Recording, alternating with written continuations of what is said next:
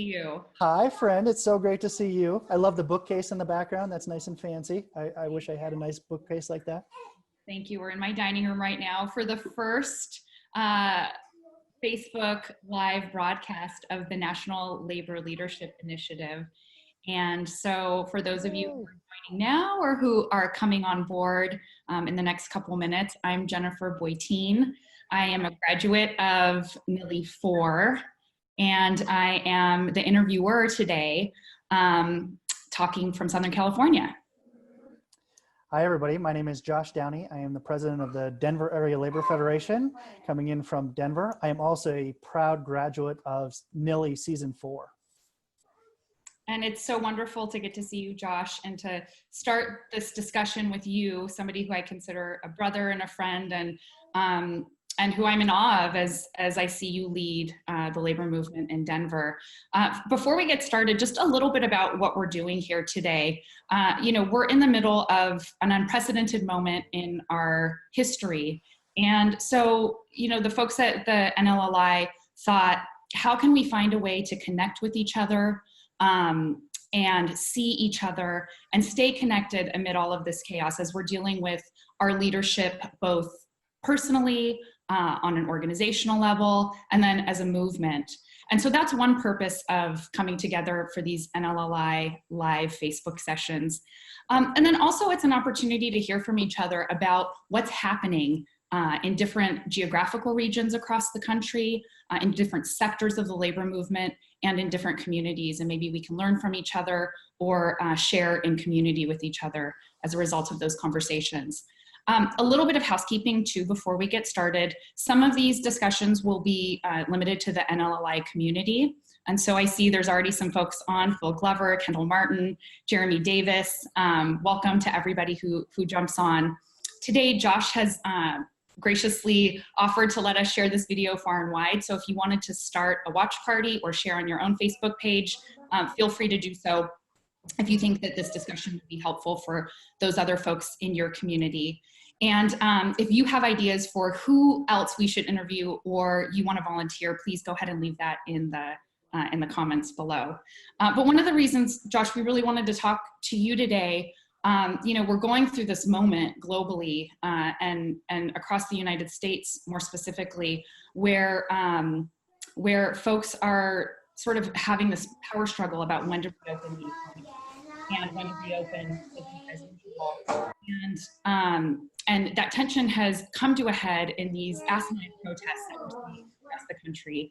But it's part of a broader debate about, worker safety and workers having a seat at the table and how we're getting by economically and emotionally in the middle of this crisis. And it came to a head, obviously, in pockets of the country, here in Orange County as well, where that viral photo came out equating coronavirus or quarantining with communism. But in Denver is the one place where workers stood up and provided a counter to that protest in the streets. And so that's sort of in that context we wanted to start talking with you today. But first of all, just really, how are you doing, brother? What's going on? Well, I appreciate the question. I should give you one forewarning to everybody that may share this beyond the NLLI crew. I've been giving my 1-year-old and my 3.5-year-old a master class in swearing. So if you are watching this, maybe you want to put headset in, because I can't guarantee that I won't be sharing. If my kids don't come out of quarantine without knowing how to drop an F-bomb or two, I failed as a parent. So let me just start with that. How am I doing? It's a great question, Jennifer, and I've been struggling with that one because I know that as a leader, you want to project confidence and swagger, if you will. You can run through fire.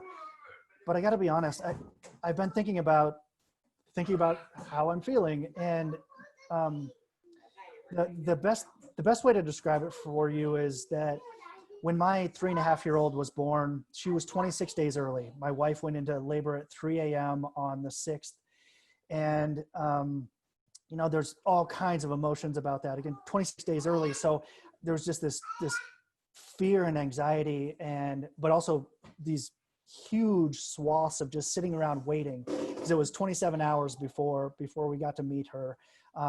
And it was the longest night of my life. And I just remember the panic and the fear. There were some other complications that we went through. And honestly, this moment that we're in feels like a 3-month version of what I went through when my daughter was born. Minus, at least so far, that joy and happiness that came on hour 27. So I hope we'll find that when we come out of the back end of this, but right now it's that. Yeah.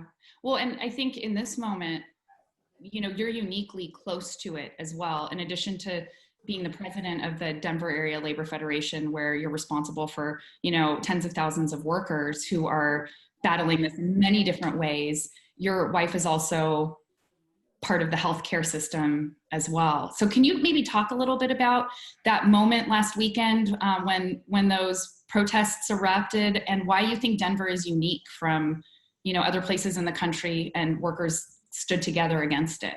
Yeah. Let me just say, first off, I hope that we're not unique, that I hope that that those workers that stood up and fought back will cause others to do the same. But, I think that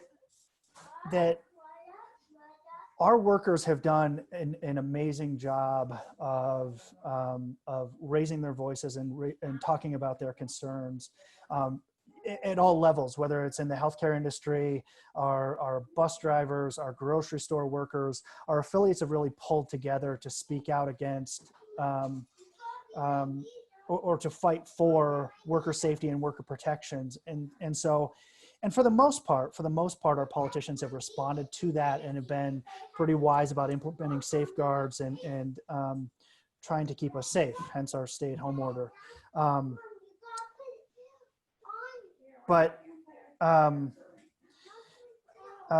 It's because those workers are standing up and speaking out that I think that our frontline healthcare workers also felt empowered to stand up and speak out when the protests erupted.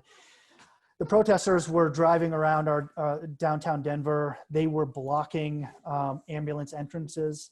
And I think it had just come to a head. There were enough people that were sick and tired of people putting the rest of the community at risk, and they wanted to speak out. And so they did. And it just happened to be that at that same moment, I think too oftentimes people forget that our journalists are also frontline workers. They're going out there, putting their lives at risk to make sure they're capturing these stories. It just so happened that we had an amazing journalist that was out there to capture that exact moment when protesters had pulled up and two frontline healthcare workers in scrubs were trying to stop them from blocking an entrance. Yeah. And you had talked a little bit about how Denver and Colorado is kind of in this unique position in the middle of the country as well in this moment, in terms of, what the dangers are around you.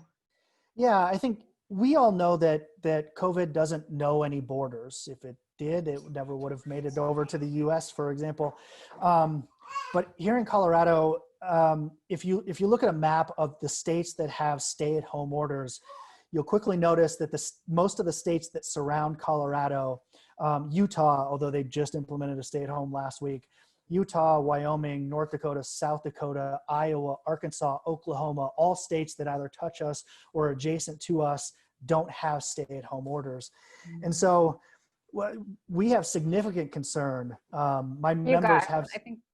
I think we've had a technical glitch.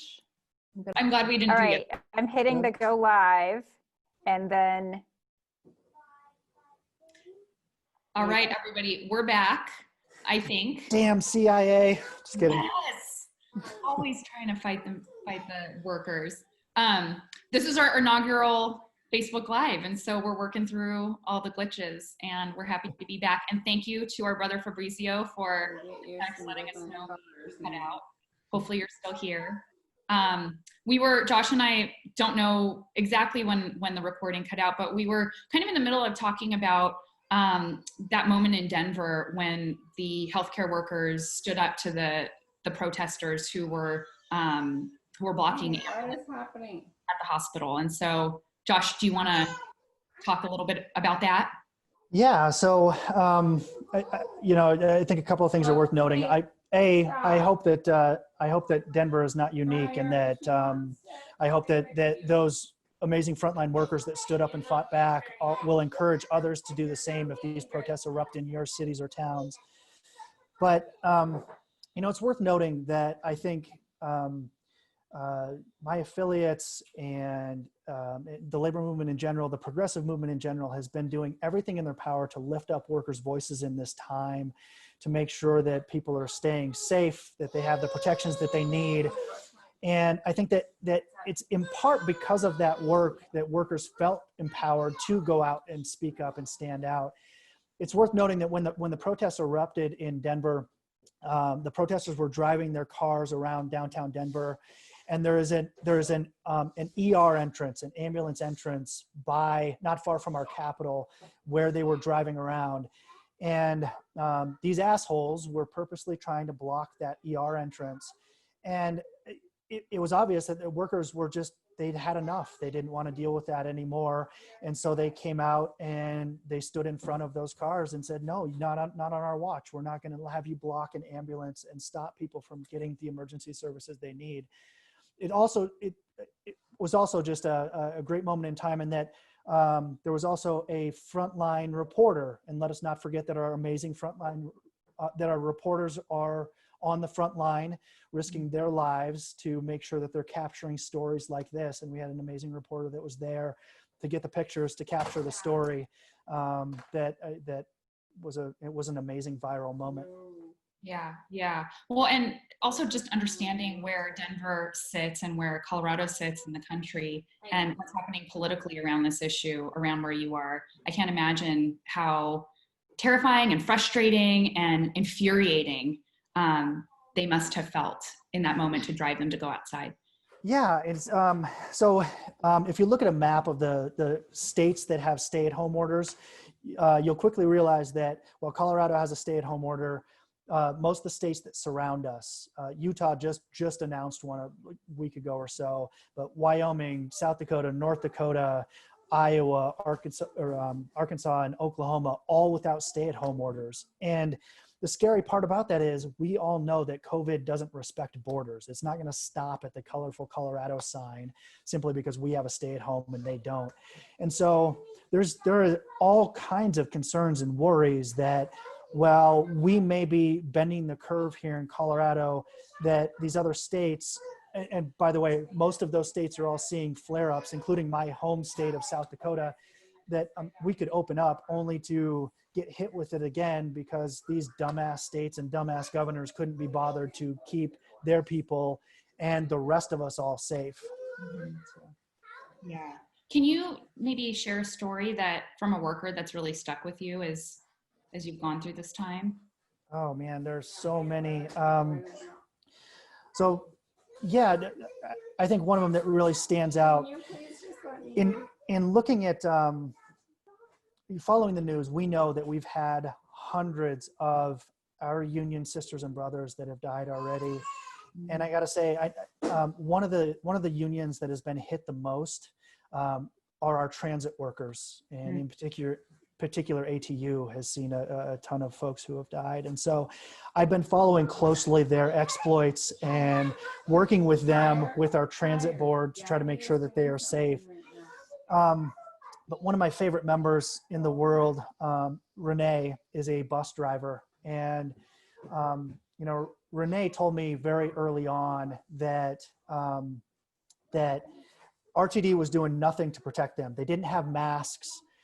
They were still letting 30 to 35 people onto a bus. They weren't doing any social distancing.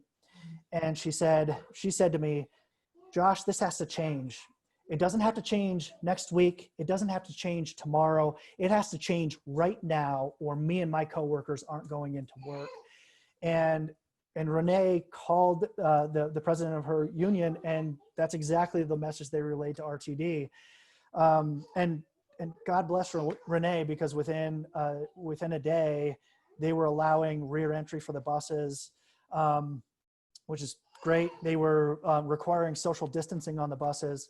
Now, on one bad note, unfortunately, RTD claimed they couldn't find masks, so the union went out and gathered 5,000 masks.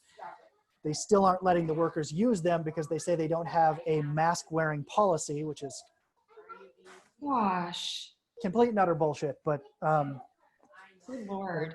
I mean, that's just another sort of effect of this moment that, you know, there's so much crisis, and then these moments of hope spring up where people find their voice and their power and exert that power, and also demonstrate to the rest of the world the power of the labor movement. Like, here is this huge organization that can't get anything done, so the workers do it.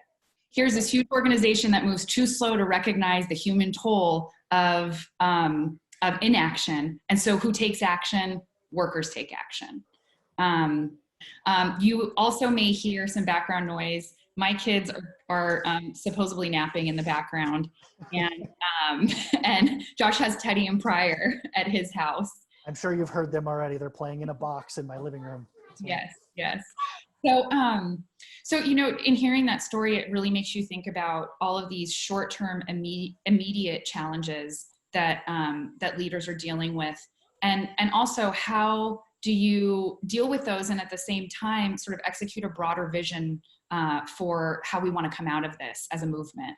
Can you talk about sort of how you're handling that struggle?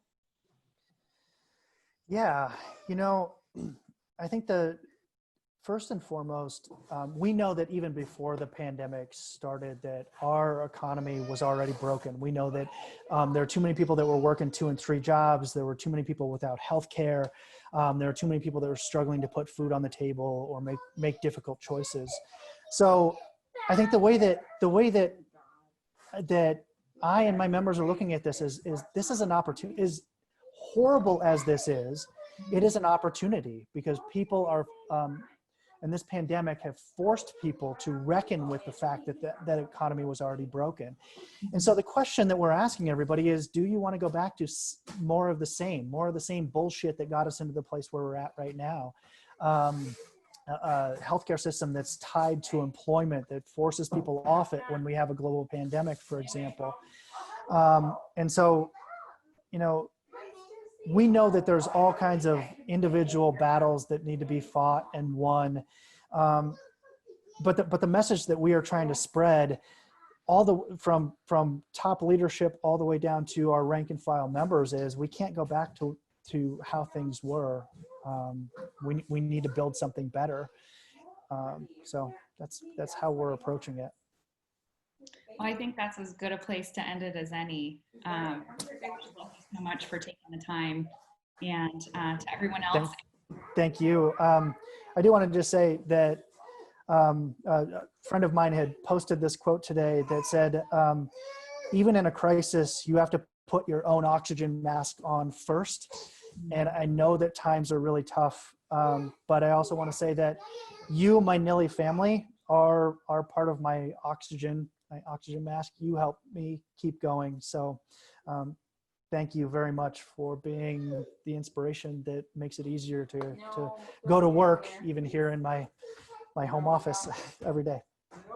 That's beautiful, Josh. You're breathing oxygen on all of us today too. We really appreciate it. Thanks so much. Hope to see you soon. Bye, everybody.